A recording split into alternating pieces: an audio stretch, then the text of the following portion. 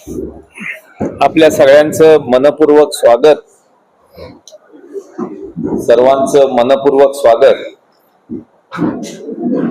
पनवेल महानगरपालिका निवडणूक 2026, कारण मतदान 26 आहे म्हणून आपण 26 करू, 25, 26 का 26, तर 26 याच्या महायुतीची आमच्या बैठका होऊन त्याची आज घोषणा करण्याकरता ही आपल्या सर्वांना महायुतीची माहिती देण्याकरता ही पत्रकार परिषद आहे आणि त्याच्याकरता आपण सर्व आलात। आपल्या सर्वांचं स्वागत। या निवडणुकीमध्ये एकूण 78 जागांपैकी 71 जागा भारतीय जनता पक्ष लढणार आहे। शिवसेना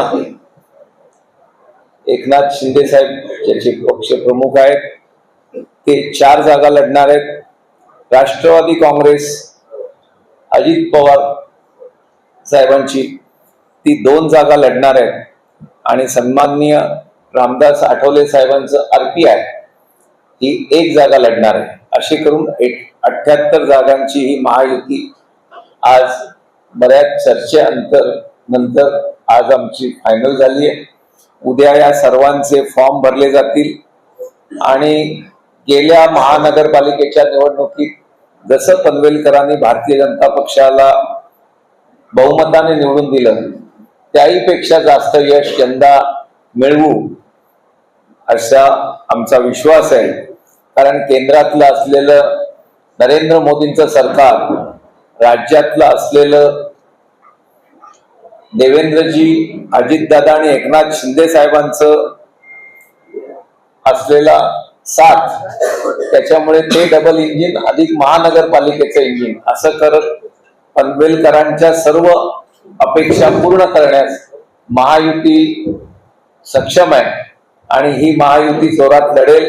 लोकांनाही माहिती आहे की विकासाचं धोरण, विकासाचं तोरण हे या महायुतीकडेच आहे आणि आमचे सर्व नेते ज्या प्रकारे पनवेल महानगरपालिकेला लक्ष देत आहेत त्याप्रमाणे नागरिकांचाही विश्वास भारतीय जनता पक्ष आणि महायुतीला आहे। आणि 16 तारखेला आपण बघाल की बहुमताने भारतीय जनता पक्ष अधिक सर्व महायुतीचे सर्व पक्ष जोरात महायुती म्हणून निवडून आलेले असतात। धन्यवाद। एक प्रश्न देरी तो भी क्या ऐसी कुछ बड़ी रणनीति रहेगी? पिछली बार का अपेक्षा देखना तो इस बार एंड टाइम और एक दिन आखिरी बचा हुआ है नामांकन को, और अब जाकर रात में फैसला हो रहा है। तमाम कैंडिडेट्स बहुत टेंशन में हैं, तमाम लोग सवाल पूछ रहे थे कि महायुति होगी या नहीं होगी। आपको रणनीति क्या? हर चीज का खेल है, लास्ट के दिन करना है। आपने आज टीवी पे देखा होगा खाना की आज हुई बंबई की चल रही है, जहां जहां अलायंस हो रहा है वहां लास्ट के दिन होता है, जिससे कई जगह डिस्कशन होता है, कई जगह अपोनेंट का क्या खेल है, हमारा क्या खेल है उसके लिए, और चर्चा भी होती है। हमारी हर पार्टी की लीडरशिप है। शिवसेना का बंबई में यहाँ से चर्चा होने के बाद वहां होता है, हमारा पार्लियामेंट्री बोर्ड तक जाता है, वैसे ही राष्ट्रवादी का है, वैसे ही RPI के आठवले साहब से 2 बार मुलाकातें हुई, तब जाके चर्चा हुई और फिर फाइनल हुआ है। इसमें कुछ देर लगता है लेकिन सबके रेडी है। कल दोपहर तक फॉर्म भरना है, आराम से भरेंगे, कोई इश्यू नहीं। उद्या दुपार नंतर सर्वांची यादी, सर्व राजकीय पक्ष आपापली यादी देतील। आम्ही सर्व मिळून महायुती म्हणूनच तो यादी उद्या 3 वाजल्यानंतर देऊन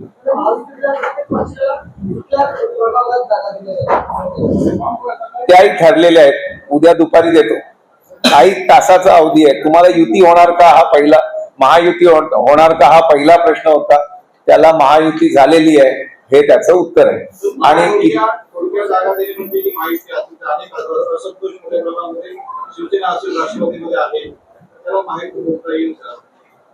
गेल्या वेळेला ज्या जागा आमच्याकडे भारतीय जनता पक्ष, गेल्या वेळेला आम्ही सर्व पक्ष वेगळे लढलो होतो, तरी 51 जागा अधिक आमच्याकडे शेतकरी कामगार पक्ष किंवा इतर पक्षातून आलेले जेम म्हात्रे साहेब, प्रीतम म्हात्रेंसोबत आलेले नगरसेवक, अशी तीच संख्या आमची 66 ते 67.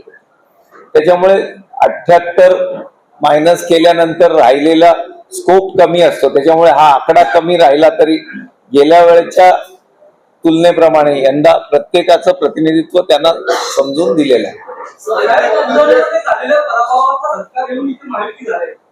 कुठल्या नाही असं काय नाही. उरणला बाकीचं चर्चा होती आणि उरणला पराभव सत्ता तर आमचीच आहे. नगराध्यक्ष हरला हे निश्चित आहे. त्याच्यामुळे त्याचा इथल्याशी काय संबंध. इथला एक वॉर्ड आणि इथला एक 3 नंबर वॉर्ड आणि 2 नगरपालिका एक होत. ही अख्खी नगरपालिका 24,000ची, इथले 6 लाखाचं जनसंख्या आहे. त्याची इथली बरोबरी कशी होईल.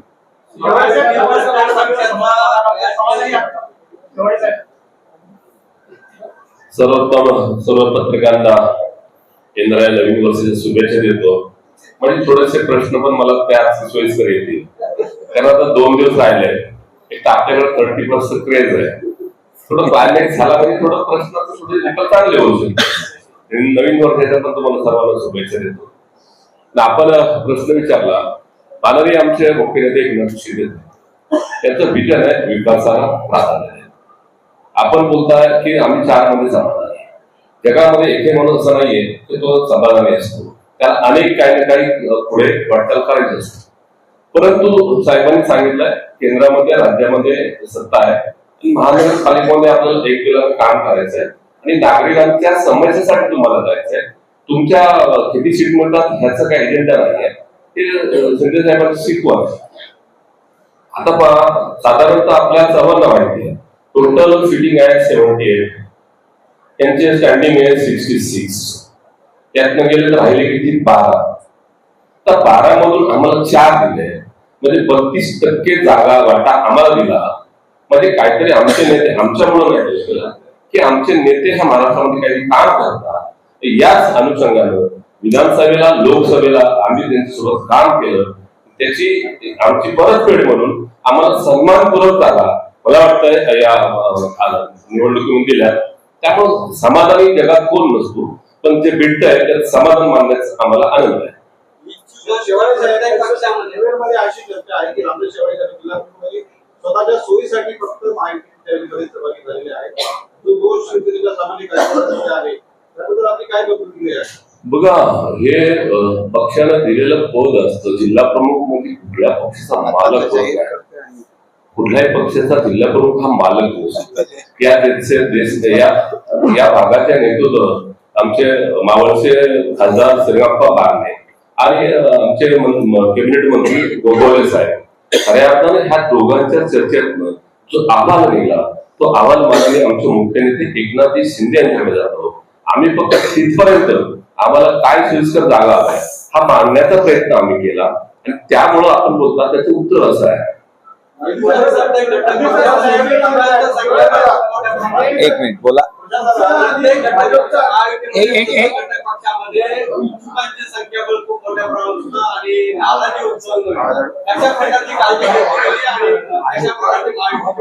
इच्छुकांची संख्या भारतीय जनता पक्षाकडे होती, घटक पक्षांकडे होती, महायुतीकडे होती, पण सीट तर लिमिटेड आहे. भारतीय जनता पक्षाकडे तुम्हाला माहिती आहे 400 फॉर्म आले होते.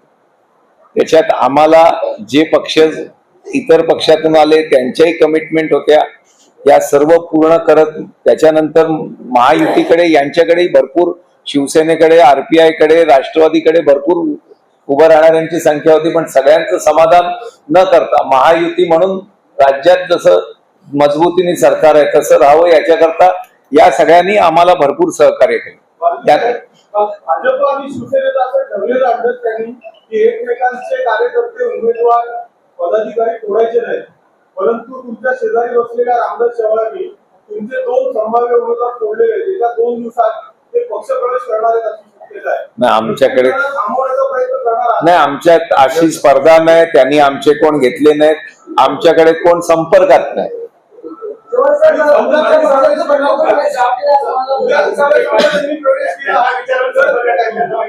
या तुम्ही सांगा.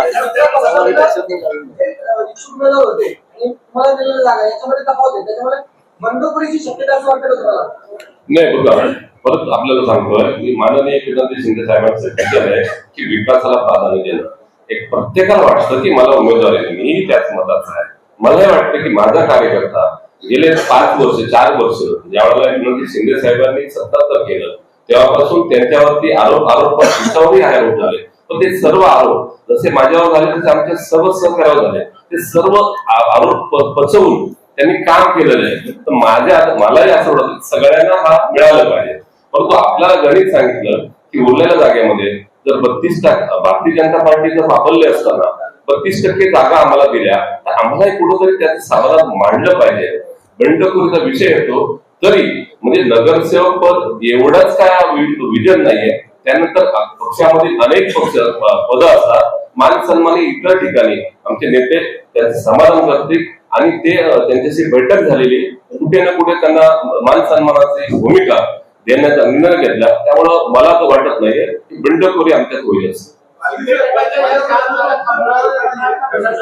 समजा काही कार्यकर्ते पदाधिकारी शिवसेनेमध्ये गेले आणि त्यांनी त्यांना उमेदवारी देऊन केली तर तुमची भूमिका दिल्यानंतर नक्की विचार करू त्याचा.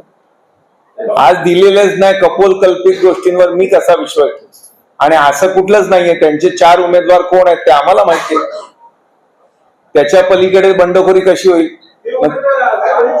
नाही, कशी होऊ शकेल? एकदा महायुतीची आम्ही घोषणा करतोय, कोण किती जागा लढतायत ते माहिती आहे. मग भरण्यापूर्वी महायुती त्यांचे उमेदवार घोषित करू शकत नाही अशी काय अडचण आहे? नाही, कुठे अडचण काय नाही. स्ट्रॅटेजी आहे, रणनीती आहे, मजबुरी नाहीये, रणनीती आहे.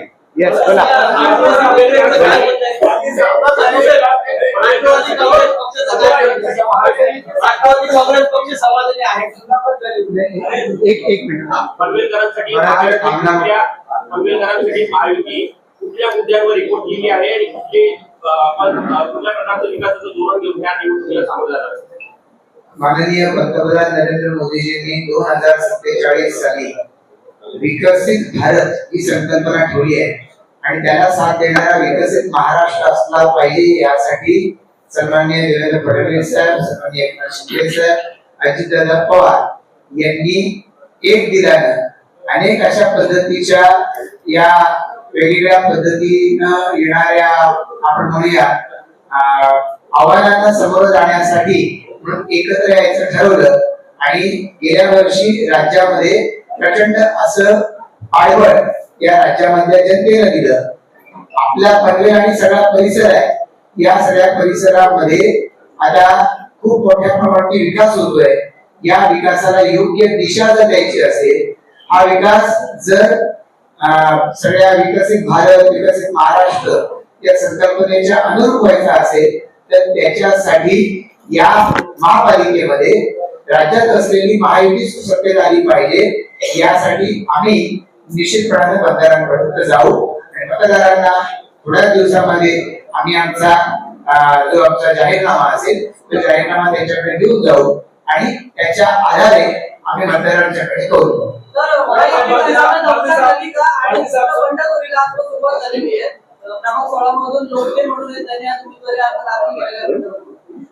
सांगते मला माहिती नाही, पण मी माहिती घेतो. ठीक आहे, आता निवडणूक म्हटली की अनेक जणांना निवडणूक लढवावीशी वाटते. ही निवडणूक लढवावीशी वाटणाऱ्या मंडळींनी आमच्याकडे मागणी केली. आम्ही अनेकांना सांगितलं की या वेळेला तुम्हाला देऊ शकत नाही संधी. काहींनी जर मान्य करीत नसेल आणि जर अर्ज भरले असतील आम्ही त्याची समजूत घालण्याचा प्रयत्न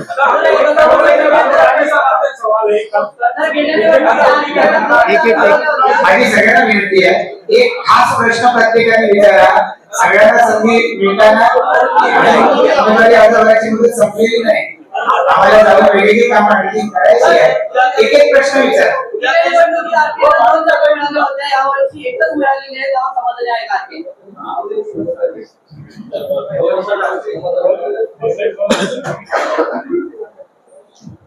आपल्या महानगरपालिकेच्या निवडणुकीमध्ये भारतीय जनता पार्टी, शिवसेना आणि राष्ट्रवादी ही महायुती त्या ठिकाणी जाहीर झालेला आहे.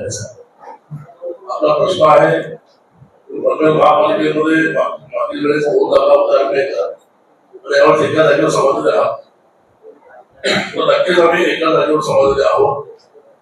मागील वेळेस जी दुसरी जागा होती ती भारतीय जनता पार्टीची जागा होती आणि त्यांच्या आग्रह खातरच ती जागा त्या ठिकाणी लढवली गेली होती. पण ती जागा त्यांचीच होती आणि जी एक जागा आमची आहे ती जागा आम्ही लढतोय आणि आणखी आम्हाला पुढे जाऊन काही ज्या काही आमच्या अपेक्षा असतील, ज्या काही आमच्या कमिट्यांच्या बाबतीत काही असेल ते माननीय डॉक्टर ठाकूर साहेब, माननीय प्रसन्नदा ठाकूर, माननीय महेशजी बाजी साहेब, हे सगळे आरपीआय हा छोटा पक्ष जरी असला तरी या ठिकाणी मतदारांच्या रूपाने पक्ष आहे आणि आम्ही जेवढे उमेदवार आहेत त्या सर्व उमेदवारांचा निवड आणण्यासाठी आम्ही त्या ठिकाणी उभे राहणार आहोत, सहकार्य करणार आहोत, काम करणार आहोत. तर आमच्या ज्या काही असतील अपेक्षा आहे.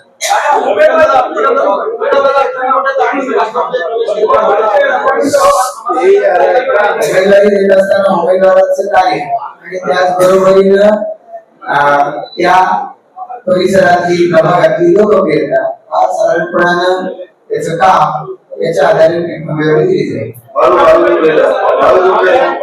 बाळू बोला. एक मिनिट एक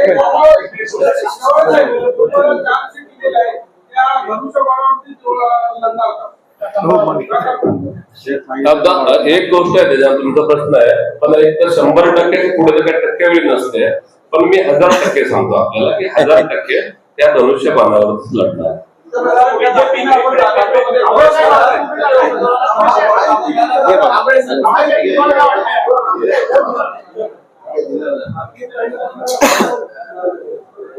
सगळ्यांची मनापासून इच्छा आहे की राष्ट्रवादी समाजाने आहे या राज्यामध्ये देवेंद्रजी फडणवीस आहेत आणि आदरणीय शिंदे साहेब यांचे सरकार महाराष्ट्राचा वेध घेत होतं, महाराष्ट्राच्या सामर्थ्यासाठी झटत होतं. त्यावेळेला अजितदादा पवार साहेबांनी निर्णय घेतला की हे महाराष्ट्रामध्ये हे जे सरकार आहे ते ज्या महाराष्ट्राला वेगवान करणार आहे आणि त्याच्यामध्ये आपण सामील व्हायला पाहिजे आणि त्यावेळेला समाधानाने सामील व्हायला पाहिजे. त्यावेळेला अजितदादा यांनी समाधानाने या सरकारमध्ये सामील झाल्यानंतर त्यांनी आम्हाला एक मूलमंत्र दिला की ज्या ठिकाणी तुम्ही असाल त्या ठिकाणी महायुतीच्या सगळ्या आघाड्यांबरोबरती कार्यरत राहून आपण समाधानाने त्यामध्ये सहभागी व्हा. राष्ट्रवादी काँग्रेस पार्टी आणि राष्ट्रवादी काँग्रेस पार्टीचे सगळे कार्यकर्ते जे इच्छुक उमेदवार होते, कार्यकर्ते होते, ते सगळे एक ठिकाणी आदरणीय आमचे नेते आणि महाराष्ट्र पक्षाचे, महाराष्ट्र राज्याचे पक्षाध्यक्ष खासदार सुनील तटकरे साहेब यांनी जो निर्णय घेतलेला आहे त्याच्याशी एकमत आहे, समाधानी आहेत. त्याचबरोबर राष्ट्रवादी काँग्रेस पक्षाच्या वतीने आम्ही माहितीच्या सगळ्या नेत्यांना विनंती केली होती की भविष्य काळामध्ये राष्ट्रवादी काँग्रेस पक्षाच्या प्रत्येक कार्यकर्त्याला सन्मानपूर्वक वागणूक दिली जाईल. कार्यकर्त्या संख्या कमी आहे, कार्यकर्त्यांची रीत लागलेली आहे सगळीकडे. या परिस्थितीमध्ये आपण समाधानी राहिले पाहिजे, आपल्या कार्यकर्त्यांना समाधानी ठेवलं पाहिजे असा खुरा आदरणीय तटकरे साहेबांनी आम्हाला दिला आणि आम्ही सगळ्या कार्यकर्त्यांना घेऊन या निवडणुकीमध्ये राष्ट्रवादी काँग्रेस, शिवसेना आणि मोठा पक्ष म्हणून भारतीय जनता पक्ष आणि आमचा मित्र पक्ष रिपब्लिकन पार्टी यांचं सरकार या उद्याच्या महापालिकेमध्ये निश्चितपणाने या नेत्यांच्या नेतृत्वाखाली आम्ही स्थापन करू एवढीच अपेक्षा व्यक्त करतो आणि राष्ट्रवादी काँग्रेस भक्कमपणाने समाधानाने या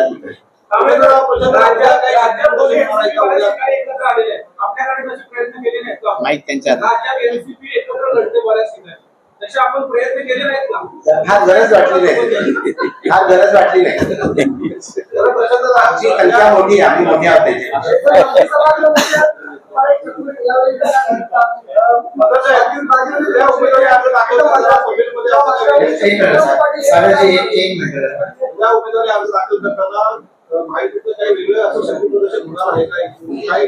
वेगळं असं काही शक्ती प्रदर्शन नाही. आता कसं आहे की मगाशी सुरुवात कुठून झाली की इतक्या उशिरा का, त्यामुळे आम्हाला ते उमेदवारी अर्ज दाखल करण्याच्या दृष्टिकोनातून ज्या ज्या प्रिकॉशन्स आम्हाला घ्यायच्या ते घेऊन आम्ही दाखल करू. शेवटी कार्यकर्त्यांची निवडणूक आहे, कार्यकर्ते जल्लोषात जातील.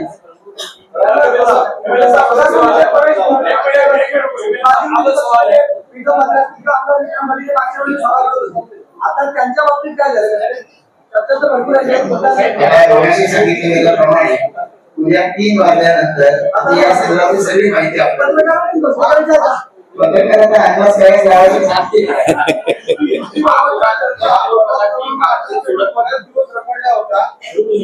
नाही खरं नाही, पहिलं हेही खरं नाही, 2 नंबर झाले. त्यांनी उत्तर दिलेलं बरं आहे की ते नाराज आहे. Okay sorry. नाही आहे नाराजगी काही नाही. महायुतीमध्ये जे आम्हाला मिळणार आहे त्या हिशोबाने आम्ही पक्ष सांगण्याच्या आदेशानुसार काम करतो. आम्ही इथे आहोत आणि उद्या फॉर्म भरण्यापासून 16 तारखेपर्यंत आमचे सर्व पदाधिकारी महायुती सोबत असतील. त्यामुळे कुठलीच नाराजी कोणाच मध्ये नाही हे आपल्याला येत्या काळात दिसेल.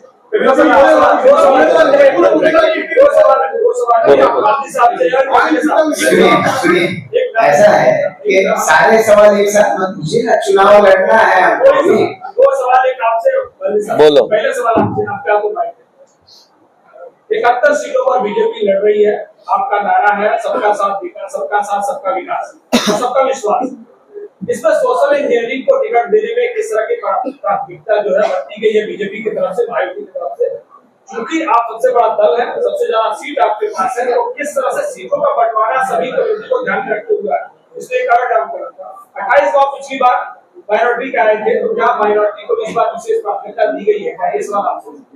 ऐसा है कि जैसा यहाँ पर बताया गया कि आज की हमारी प्रेस कॉन्फ्रेंस जिस सवाल पर आप सभी लोग काफी समय से अड़े थे और हम सभी को लगा कि ये घोषणा करनी चाहिए, तो महायुति हो रही है, इसकी घोषणा करने के लिए आज की ये प्रेस कॉन्फ्रेंस है।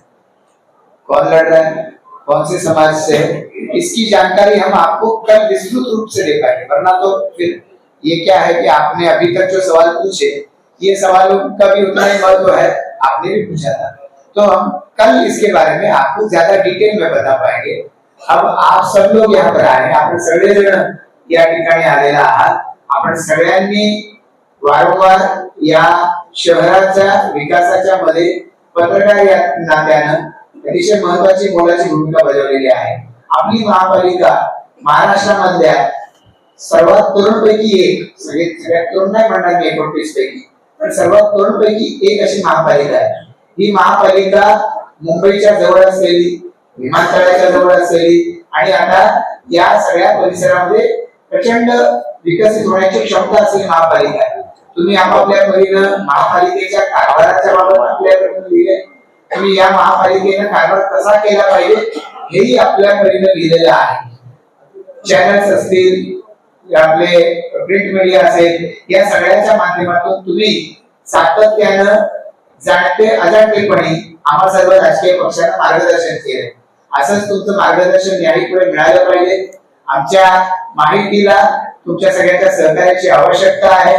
लवकरच पुढची घोषणा करण्यासाठी आपण भेटणार आहोत। त्यावेळेला आपले अनेक प्रश्न उरलेले दिसत आहेत आपल्या चेहऱ्यावरती, पण या सगळ्याचे प्रश्नांची उत्तर आम्ही वेळेनुसार आपल्याला देत राहू। आपण सगळेजण आजच्या पत्रकार परिषदेला आला त्याबद्दल धन्यवाद।